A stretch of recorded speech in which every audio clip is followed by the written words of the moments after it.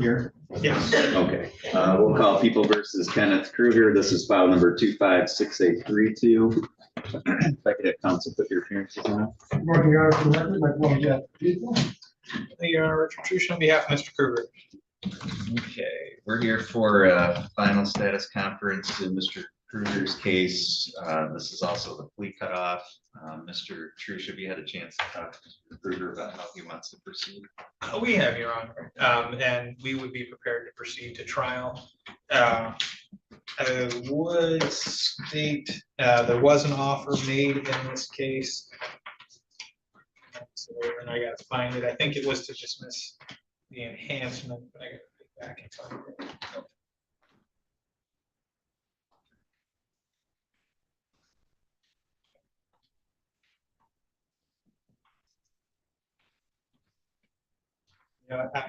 Yes, there was an offer in this that would contemplate plea to count one with the dismissal of the controlled substance second or subsequent offense penalty, as well as the habitual second offender notice. I've discussed that with Mr. Kruger. We would be prepared to proceed to trial. I would indicate, I think we've submitted witness and exhibit list as well as proposed jury instructions. I believe I've received the same from the prosecutor. And I think we submitted, I don't think I've seen it come back yet, but we submitted a stipulation to the court regarding the admissibility of the lab reports. Okay. All right, Mr. Rolla, are the people prepared to go forward on the 23rd? Yes, Your Honor, and pursuant to the stipulation, the lab report would be admitted without the testimony of Ms. Mallory Smith. I haven't called her off. My office hasn't called her off yet because we haven't received the sign order back from the court. Mr. Trush gave his permission to sign, I believe it was last Thursday. Okay. All right, so Mr. Kruger, you've had a chance to talk to your attorney about this? Yes, sir. Okay, and you understand that, you know, if you change your mind between now and the 23rd, it's going to be too late, that we're going to go forward from trial if you don't want to go accept that plea offer today. Do you understand that? Yes. Okay, so we'll be ready to go on the morning of the 23rd. Mr. Kruger, you need to be here and in the chair next to your attorney by 8:30 that morning, okay? Okay. And in the meantime, just make sure that you stay in touch with Mr. Trush in case he has anything he needs to address with you prior to the start of the trial date. This is set for one day. It's actually set for 2, I think, but Oh, we're probably only going to need one without the lab situation, Judge. Okay, I would indicate, I obviously, I think it's set for 2. I would say I'm cautiously optimistic we can do 1. okay. All right. Is there anything else we need to address today? The only additional thing that I would indicate to the court in our jury instructions that we submitted, I submitted a request for the lesser included instruction as well as instructions on possession of methamphetamine as opposed to PWID. I don't know if we're ultimately going to ask for it, but again, we submitted that in our instructions so they would be available. Okay, thank you. Mr. Rolla, anything further from your side? No, Your Honor, thank you. Mr. Kruger, do you have any questions about how we're going to proceed with your case? No, Your Honor. Okay, all right, thank you. We'll see you at 8:30 on the morning of the 23rd. Thank you. Stay in touch.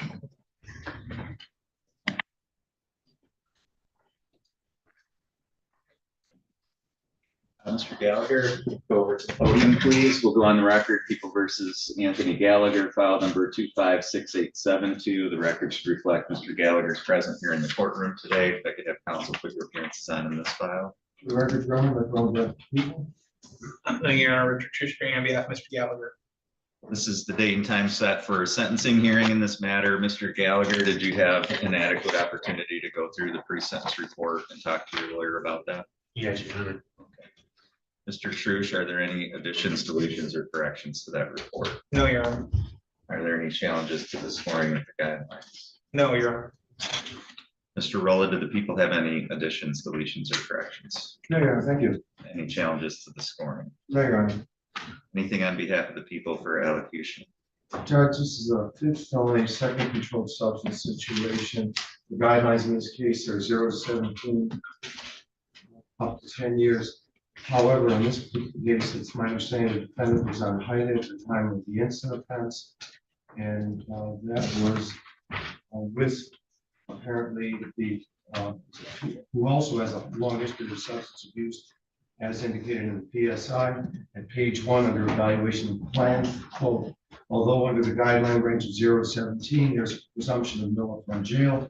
Under the facts in this case, with the defendant trying to hide methamphetamine in the snow. Also, you have the fact that he had a failure to appear on September 4th, 2025.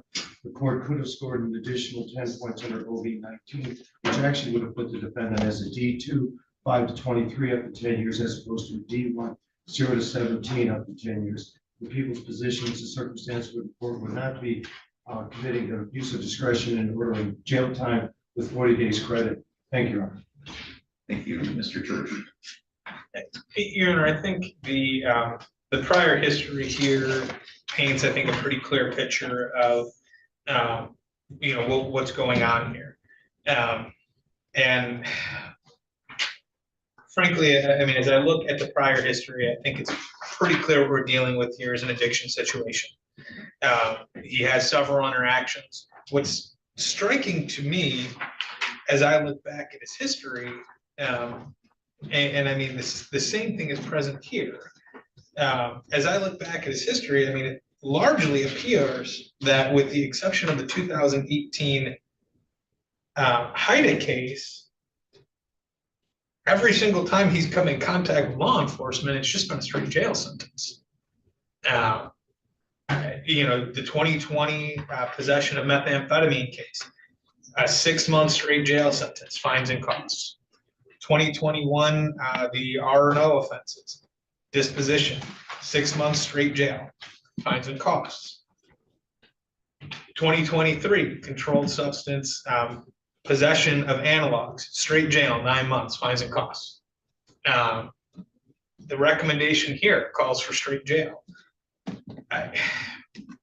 It seems to me that this is a clear situation where Mr. Gallagher is struggling with addiction. I think it's clear from his history. I think it's clear from what he's reported. I don't think there's any real dispute as to that situation. His record doesn't seem to be to the point that we should be done investing community resources in attempting rehabilitation, but that appears to be what's been done. I would suggest to the court, certainly a punishment aspect to this is important, and I think it's warranted. However, I really think that we're probably at sort of what I would view as kind of the last stop before we do reach the point where I think the guidelines are going to be such that, again, investing community resources and rehabilitation are probably going to become difficult, if not impossible, right? We recognize that this is going to add 25 points to his PRVs. That means any subsequent offenses are probably going to be at the very least a high-end straddle cell, if not calling for prison. It would seem to me that a more appropriate sentence here may call for some jail up front, possibly holding some in abeyance, but I would really think that this would be a situation where probation may be effective, or at the very least, maybe give him the option for treatment in lieu of some jail. Again, whether the court, has him serve a little more time before making him eligible or not. But I mean, what stands out to me here is, again, what really appears to me to be, again, on entry number 6 of 6, only one attempt made at, offering community resources for rehabilitation. It would seem to me that it would be appropriate, again, to impose some jail. But I would suggest to the court tempering that sentence with either probation, again, or the option for treatment would be appropriate given his specific circumstances. Thank you. All right, thank you. Mr. Gallagher, anything that you wanted to say today? Yeah, I apologize for my behavior, which has caused me to be here today. I understand the substance is a poison and doesn't belong in our communities. My plan to overcome it is by building a strong relationship with my higher power, by attending church, working a 12-step program, and spending as much time with my loved ones as I can.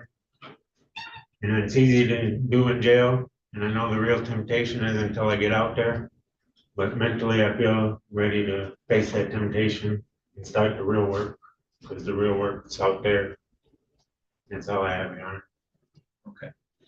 All right. I did read through the report. I'm familiar with your background and your circumstances. There was attached to this report was a prior PSI from one of your matters in Mackinac County, and that provided all the background and your circumstances. And then this report, of course, had the circumstances surrounding your arrest here and your charges in this case.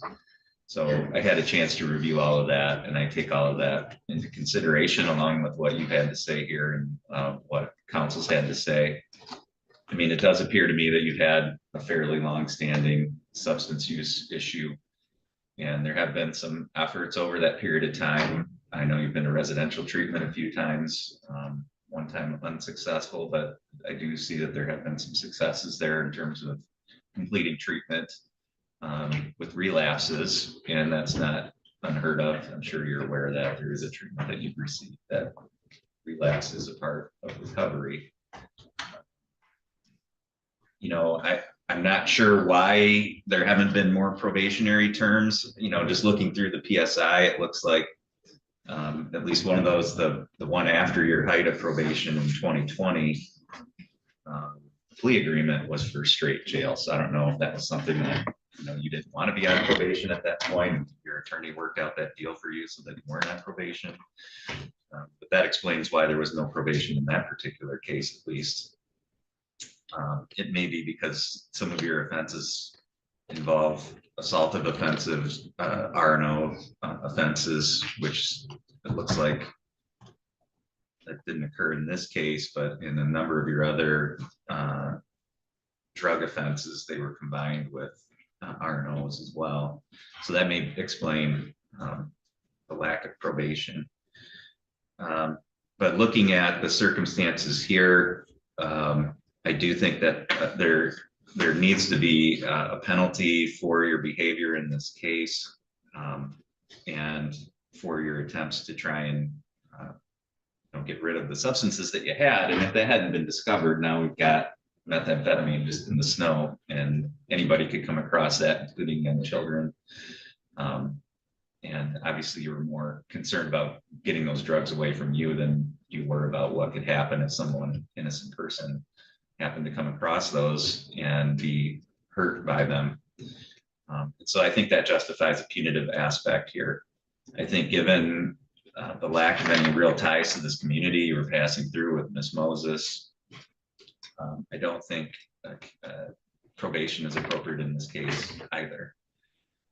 And I would add that you were on bond at the time of this offense. Again, the inability to comply with conditions of bond doesn't give me a lot of confidence that you would comply with conditions of probation. So for those reasons, I do find that a straight jail sentence is appropriate in this case. The court is going to sentence you to 6 months in the Otsego County Jail. You do have credit for 40 days served. That's in the lower third of the guideline. I think it adequately accounts for your conduct in this case, but also takes into account that aside from leaving the drugs in the snow, this wasn't a particularly serious drug offense. So that is the sentence of the court. I will not have an objection. I don't know if you would be eligible for the work camp program here or not because of your residency, but I will let the jail know that I don't have an objection to your participation in that if you are eligible. You do have the ability to seek an appeal of this sentence. Mr. Trush, could you provide those appellate rights to Mr. Gallagher? Your Honor, we went over them before Your Honor took the bench, and they've already been provided back to the court. Okay, thank you, Mr. Gallagher. You are remaining in custody of the county at this time. Judge, are you doing all fines and costs? I'm sorry. Are you doing all fines Oh, and I'm costs? sorry. Hold on one second. I forgot.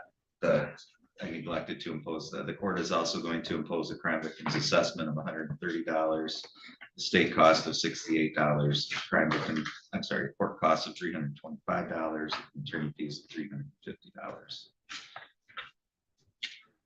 And then we're also nothing.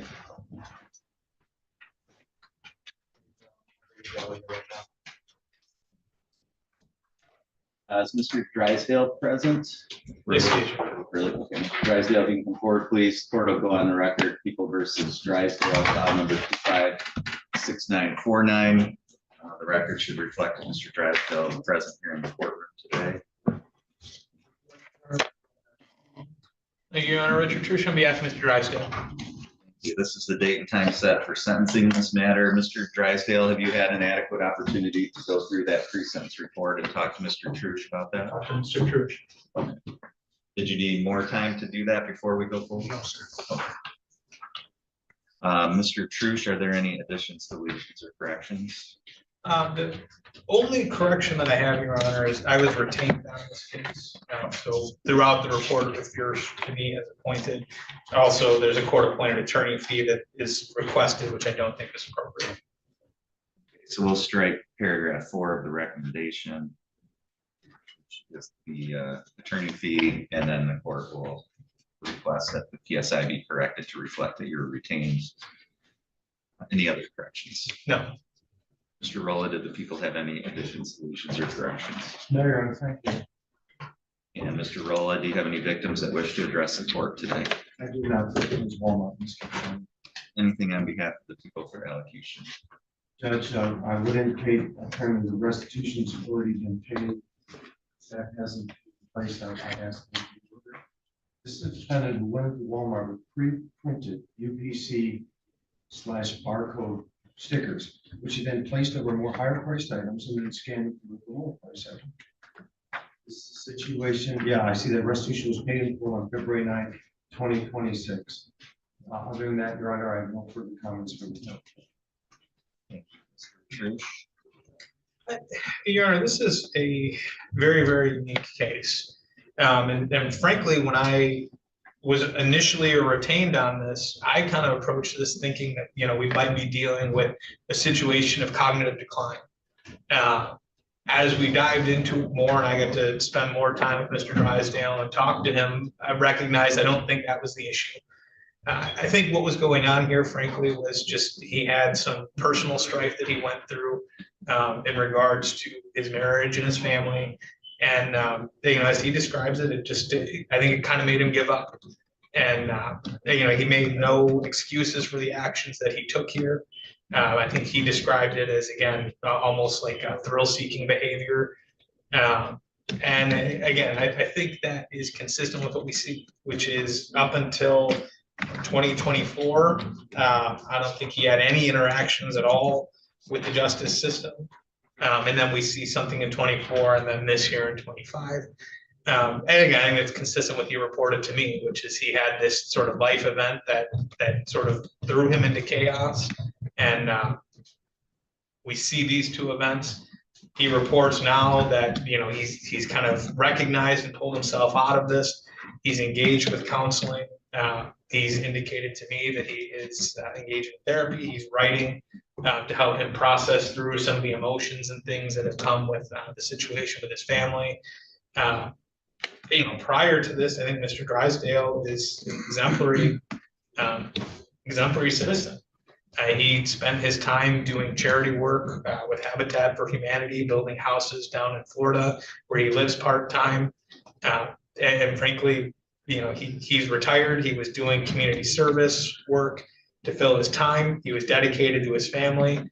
And I think when he lost the family, that was sort of a loss of identity for him. But again, from speaking to him, I think he's taking very appropriate steps, not making any excuses for what he's done. And again, has made restitution and is ready, I think, to take care of the remainder of the fines and costs if that's what's ordered here today.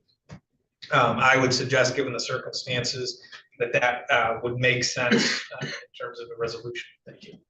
Thank you. Mr. Drysdale, anything you wanted to say? Just lost my compass of life due to the ex-wife.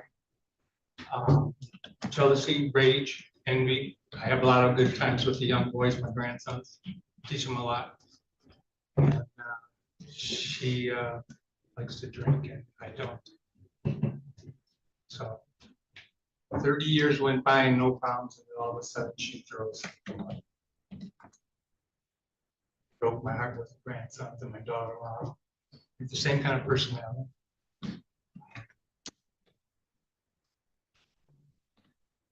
I lost. When I went into the jail for the 24 hours, I seen a lot. I seen a lot of young men. super, super lost. Most of it's methane. I just can't believe what I saw. Woke me up. I think I have a new direction to help people too. I only got so many more years left, so my family's all died from cancer and alcoholism. That's why I stay away from all that stuff. I enjoy my life. I just got a little lost my compass and direction. And I surrendered every time I had to surrender. So I'm proud of what I can do and speak openly, honestly, and so every time. Surrendered in 1994, June 4th, in front of with John Phelan, my therapist. She left with another man, and I didn't never bother him. Go in peace. And I stayed with him for counseling because there was a lot of alcohol abuse and drug abuse. Stayed with him for about 15 years. Learned a lot from him. The last, she did this 3 years ago. In the last probably 8 months, it's been a struggle. Trying to get that direction.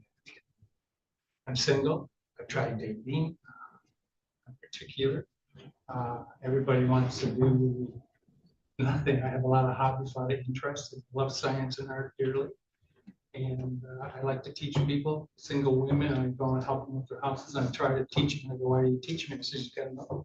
You own a house, you got to know. So, I'll fix it. I'll try and help. It's not much other than I can say than I'll surrender. That's all I can do, Judge. But I read through the report. This does seem like something that's completely out of your character based on your past history and so forth. And so, number one, I can accept the fact that you had some circumstances that led you to do this that were outside of what you normally would do.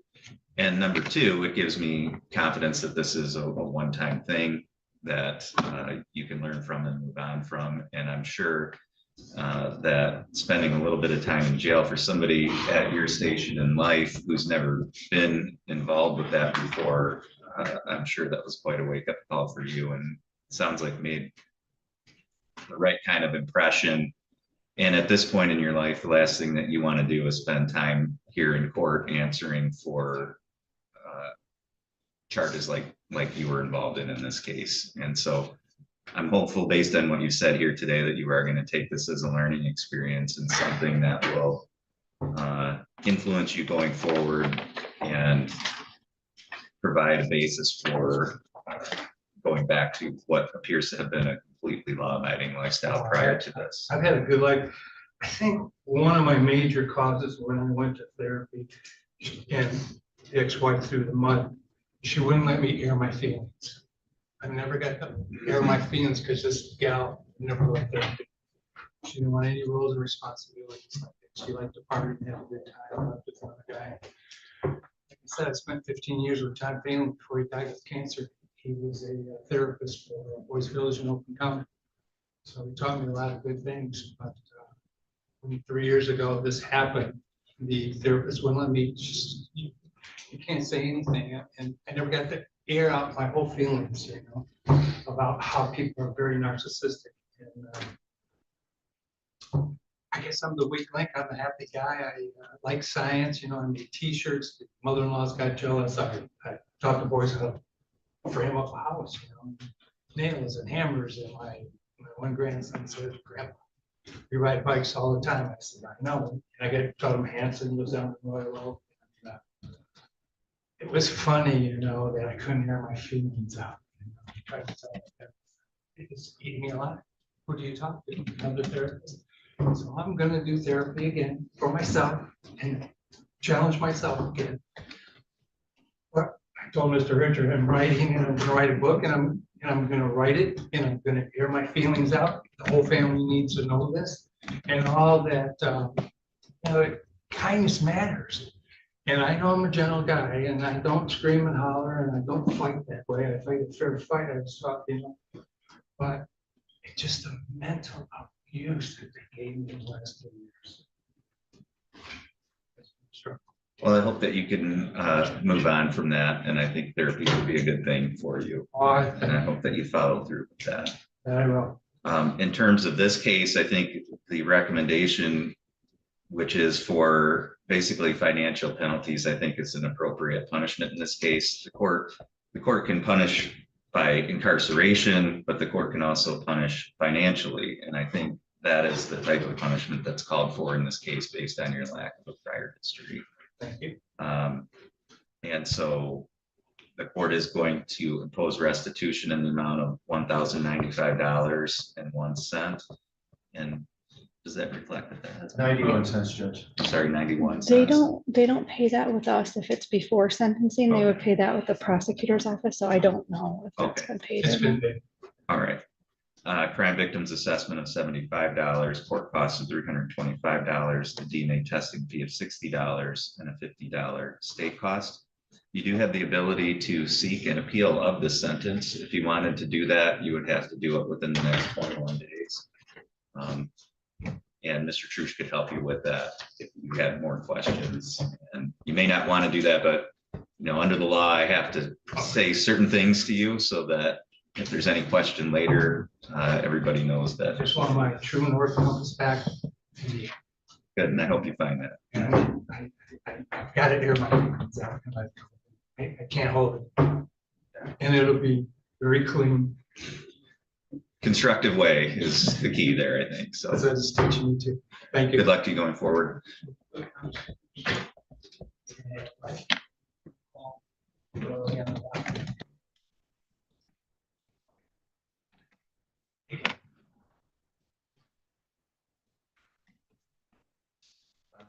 Mr. Trush, Mr. Nick here. I believe that the court had approved his appearance via Zoom. Oh, okay. All right, we're a little bit ahead of schedule. We're going to take a short recess and then we'll come back on the record in about 10 minutes. All rise.